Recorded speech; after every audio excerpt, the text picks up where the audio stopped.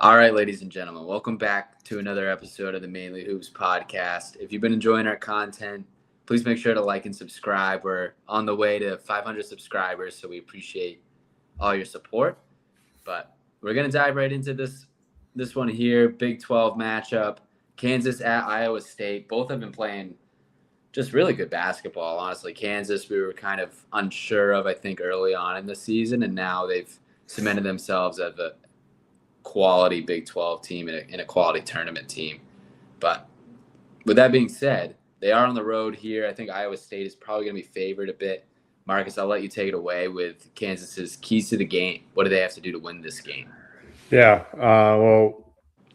this game, Torvik projects 5-point spread for Iowa State. Iowa State's going to be coming off of a loss, so maybe there's some tax thrown in there on that. So maybe it's a couple points higher for the spot. Obviously, a tough loss for Iowa State last night. Offense just never really got going.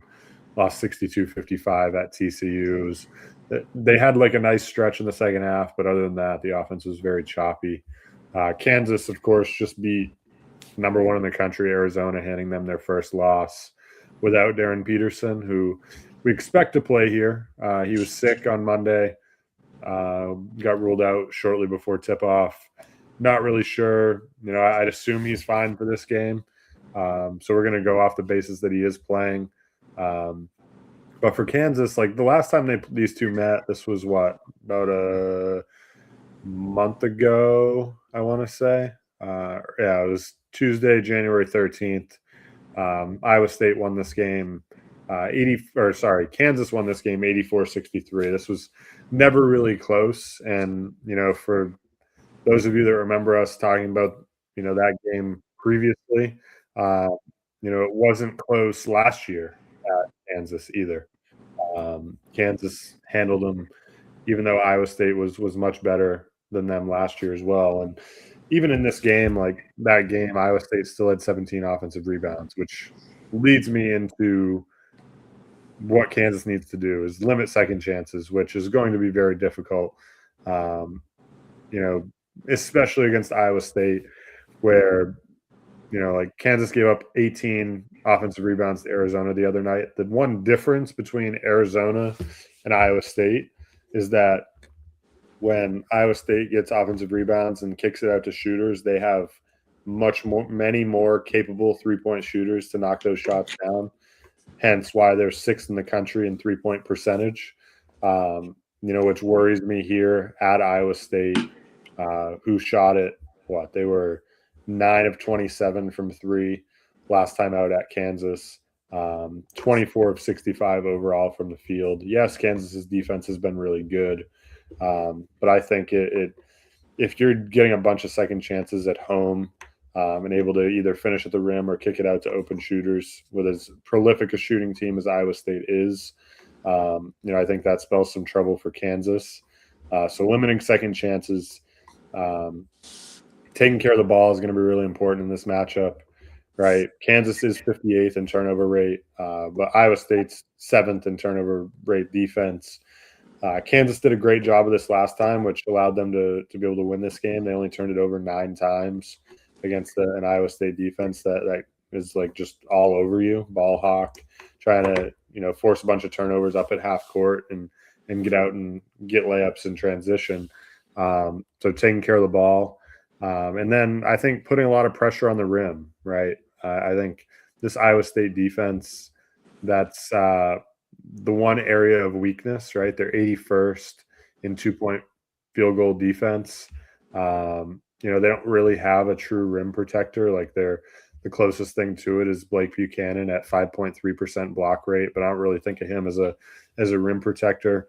So if Kansas is able to get downhill and get to the rim with guys like Peterson, Melvin Council, I think they can have some success there.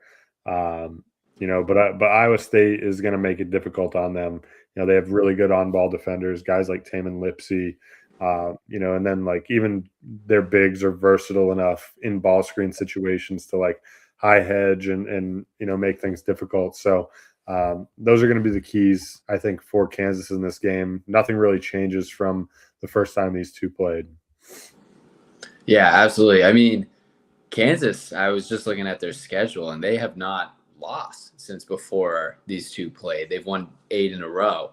Their last loss dating back to West Virginia on the 10th. So they've been on a good run here. They were unranked, actually, when they first played. Now they're ranked 9th, just coming off a huge win against Arizona. So they're probably going to go up from there despite win or loss in this game. But let's talk about Iowa State here and what they have to do to come off that bad loss and come back with a win here against Kansas. Yeah, I think it's going to be dominating the offensive glass and actually making threes in this game. I think they're going to get a high number of them. Right, Kansas is 295th in three-point rate defense. If they're able to control the offensive glass, they're going to get the right three-point attempts more often than not. The way Iowa State's offense has been, leaving last night out, they've been really good, right? Really, really efficient. They'd scored 85 plus basically in 4 of their last 5. So I fully expect them to get back to what they've been. Obviously not that high, I don't think, against the Kansas defense that is really good. But I think like the way they're going to be able to handle the offensive glass will certainly help there. But I think winning this game is really going to come more on the defensive end for Iowa State. Like I don't really have a ton of concerns about their offense here. I think it's going to come from, forcing turnovers, right? More than 9 in this matchup, forcing the ball out of Peterson's hands, whether that's through like high hedge or trap or just mixing up coverages and making him get it out of his hands and make others beat you. Like, yes, like the others beat Arizona the other night without Peterson, but I still think like over the course of a 30-game college basketball season, you still trust that getting the ball out of his hands is going to work out more in your favor over the long run, right? Especially in a hostile environment at Iowa State. Like you really just don't want to let him get comfortable, get going. So I think it's getting the ball out of his hands, making them shoot it over the top of you with some of these other guys. Like make Melvin Council have to be a 3-point shooter. Make them have to kind of prove it more consistently. And then I think like also it's making Kansas's offense play more in the half court, I think, against this Iowa State defense. If they're, I think that's where Kansas is going to be more susceptible to turning the ball over. Some less efficient shots, like when they're able to get defensive rebounds and get out and run, like we saw the other night against Arizona, like Melvin Council getting a defensive rebound and going coast to coast, right? That's where they're getting to the free throw line. They're getting high quality looks at the rim. They're getting high quality looks on kick out threes, because I think an Iowa State set defense is ultimately going to win out against a Kansas offense, especially if Iowa State's defense is taking care of, getting the ball out of Peterson's hands as much as possible. And I think it's trying to make them beat you from areas like the mid-range, like not letting Melvin Council get all the way to the rim, not letting Peterson get all the way to the rim. Because like I said, it is the one weakness of Iowa State's defense. So if they can take care of that, and just make more shots, like 24 of 65, like I said last time out against this defense, they're going to get their fair share of quality looks. If they can turn them over, they can get easy ones in transition. So those are going to be the keys for Iowa State, I think. Yeah, this is a pretty big game for them. I mean, coming off that loss and losing to Kansas the first time around, I think they're going to want this one at home pretty badly. Yeah. Marcus, who do you have winning this game? Yeah, I have Iowa State here. I actually kind of have them flipping the script a little bit and winning sort of convincingly. I know most of our game predictions typically have a close score. I'm going to have Iowa State actually winning this one by 11. I have them winning this 75-64. I think their defense is able to do enough, and I think the offense gets back on track after a lackluster performance at TCU. Yeah, Kansas has been rolling. I do completely agree with you. I think it stops here. I think Iowa State wins the second of the matchups against Kansas, and coming off that tough loss, I think they just get right here.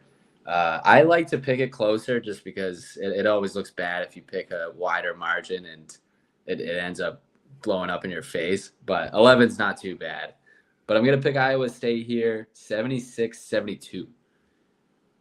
Anything else to add here, Marcus? It's just a really tough spot for Kansas, I think. I agree.